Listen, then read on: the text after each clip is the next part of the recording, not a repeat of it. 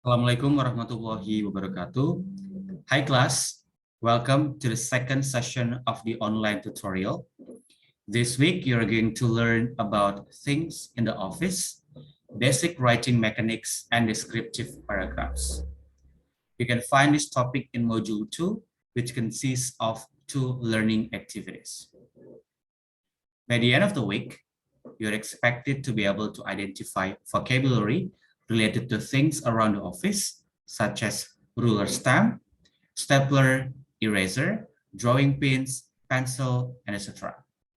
Write a simple paragraph, simple descriptive paragraph, and implement the basic writing mechanics, such as parts of speech, subject-verb agreement, sentence structure, spelling, punctuation, capitalization, abbreviation, redundancy, and etc. etc.